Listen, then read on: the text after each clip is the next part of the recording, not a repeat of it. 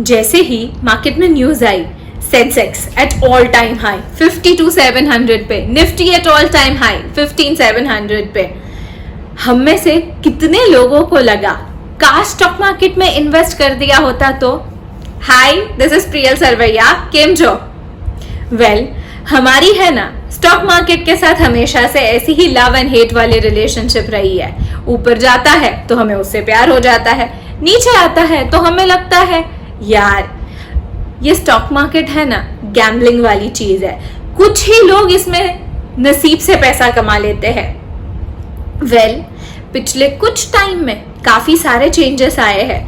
अगर सिर्फ पिछले 5 महीने में ही देखें तो करीबन 1,42,00,000 नए डिमैट अकाउंट्स खुले। उसके अगले साल 2020 में करीबन 1 करोड़ नए डिमैट अकाउंट्स खुले। उसी के सामने अगर हम 2018 तक का total number of demat accounts देखें तो 3,60,00,000 था। इसका मतलब स्टॉक मार्केट के रिगार्डिंग अवेयरनेस तो पिछले 1-1.5 साल में काफी बढ़ी है, बट फिर भी अगर हम इंडिया में देखें तो सिर्फ 3.7% लोग हैं जो स्टॉक मार्केट में इन्वेस्ट करते हैं। उसके सामने यूएस में करीबन 55% लोग करते हैं एंड चाइना में करीबन 12% लोग इन्वेस्ट करते हैं। अब आप लोग सोचोगे मैं ये सारी बातें क्यों कर रही हूँ, ये सारी बातों का क्या रेलेवेंस। वेल, अब सबको मुझे एक क्वेश्चन पूछना है, क्या हम सब लोग चाहते हैं कि इंडिया एक डेवलप्ड इकोनॉमी बने? Of course yes. एक डेवलप्ड इकोनॉमी का एक बहुत इंपॉर्टेंट फैक्टर होता है उसका फाइनेंशियल मार्केट। फाइनेंशियल मार्केट जितना स्ट्रांग उतना ही इकोनॉमी स्ट्रांग बनता है, और उसी के लिए स्टॉक मार्केट का अवेयरनेस जरूरी है ताकि ज्यादा से ज्यादा लोग इसका बेनिफिट उठा पाए। वेल, क्यों लगता है कि ऑल्दो इतनी सारी न्यूज हम फ्लोट होते हुए देख रहे हैं फिर भी इतने कम परसेंटेज लोग स्टॉक मार्केट में इन्वेस्ट करते हैं? काफी सारे रीजंस रिस्पॉन्सिबल है। सबसे पहला, काफी नॉलेज का अवेयरनेस नहीं है, there is a lack of awareness. क्यों?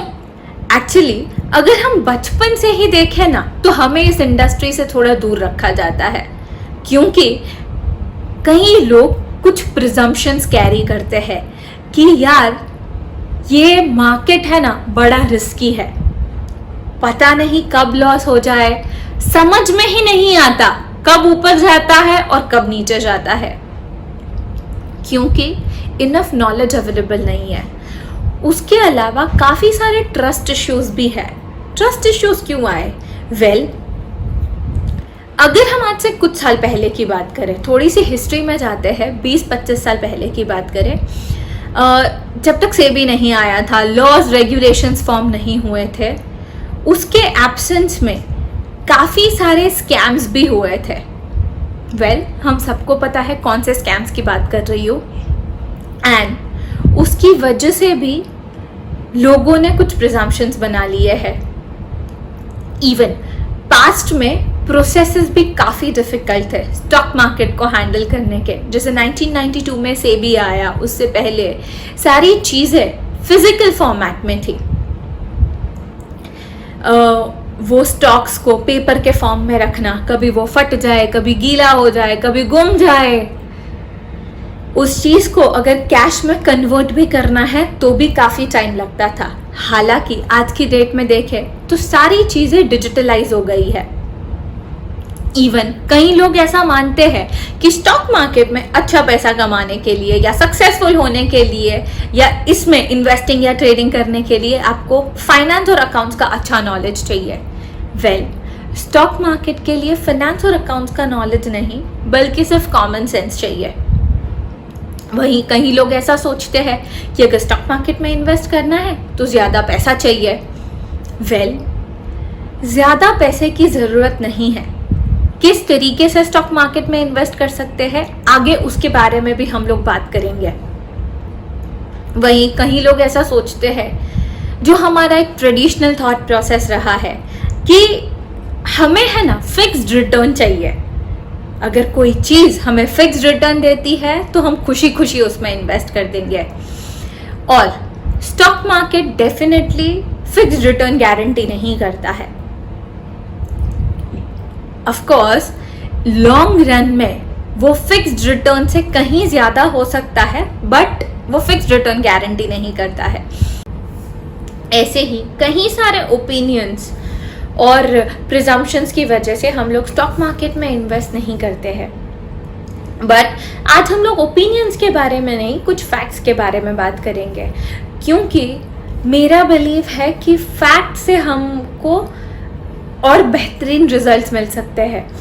आपको पता है, अगर 1980 में किसी इंसान ने 10,000 रुपये विप्रो में इन्वेस्ट किए होते तो आज की उसकी वैल्यू करीबन 600 करोड़ रुपए होती।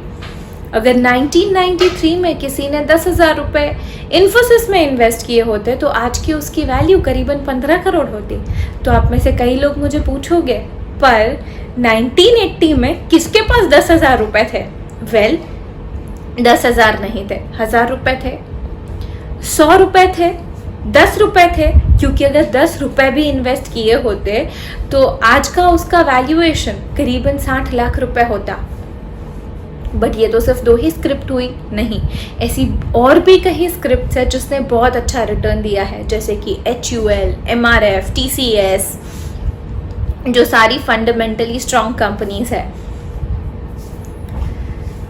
अब शायद आप मुझे ये पूछोगे, यार ये सारी बातें सही, बट उसके सामने अगर हम देखें तो रिस्क फैक्टर तो है। जैसे कोई प्रॉफिट कमा सकता है वैसे ही किसी का लॉस भी तो हो सकता है। I would say definitely risk है, डेफिनेटली इवन कुछ स्क्रिप्ट्स में इवन लॉस भी हो सकता है।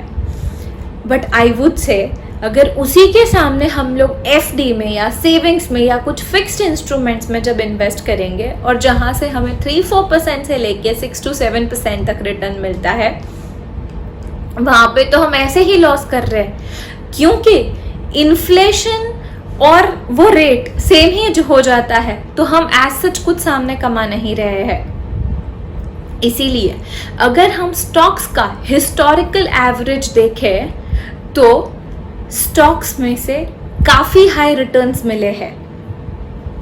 इनफैक्ट ये हाई रिटर्न्स और पावर ऑफ कंपाउंडिंग के कॉम्बिनेशन से हम लोग लॉन्ग टर्म में एक अच्छा वेल्थ का पोर्टफोलियो क्रिएट कर सकते हैं।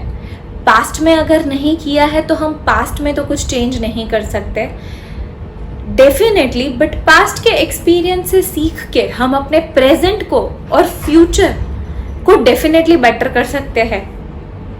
उसके अलावा और एक अच्छी चीज़ जो हमें स्टॉक मार्केट में मिलती है कि हम लोग इसको इजीली लिक्विडेट कर सकते हैं, जो काफ़ी टाइम फिक्स्ड एसेट में पॉसिबल नहीं होता है।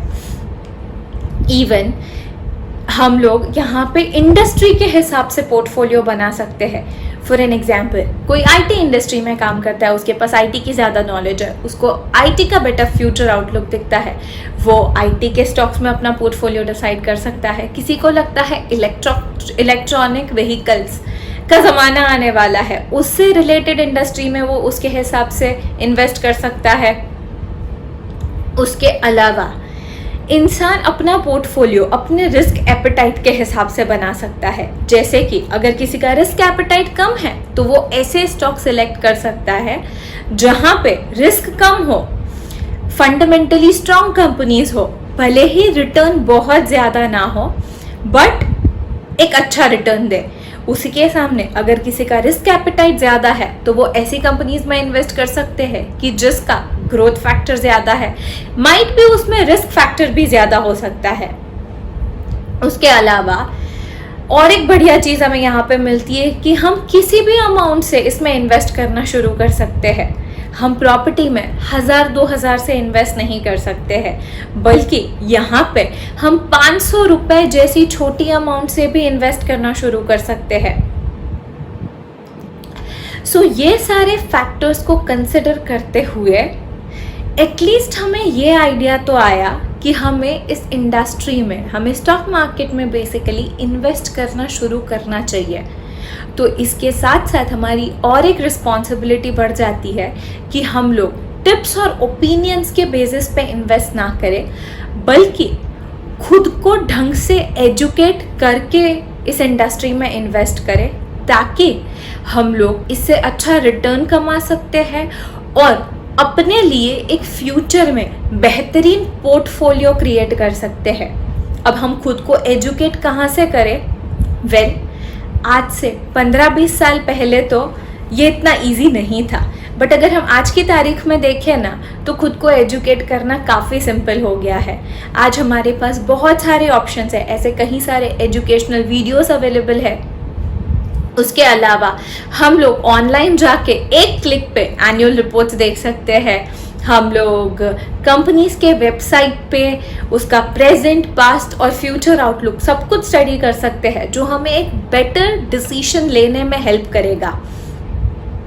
वेल, ऐसे कई सारे वीडियोस मैं लाती रहूँगी, तो जो लोग शायद फाइनेंस बैकग्राउंड से बिलोंग नहीं करते हैं, उनके लिए सिंपल टर्म्स में फाइनेंस के वीडियोस लेके आएंगे। उसके अलावा जो लोग ऑलरेडी फाइनेंस बैकग्राउंड से है और उनको और नॉलेज चाहिए, उनके लिए और काफ़ी सारे ऐसे वीडियोस भी आते रहेंगे। सो अगर आपको ये वीडियो अच्छा लगा है, don't forget to like and subscribe for this channel. And also if you have really liked, और अगर आपको लगता है कि ये ऐसे ही वीडियोस किसी और की भी मदद कर सकता है, तो please help me in spreading this awareness regarding financial literacy. हम लोग मिलके इस इंडस्ट्री का अवेयरनेस स्प्रेड कर सकते हैं और हमारी इकोनॉमी को आगे बढ़ने में हेल्प कर सकते हैं। Thank you very much.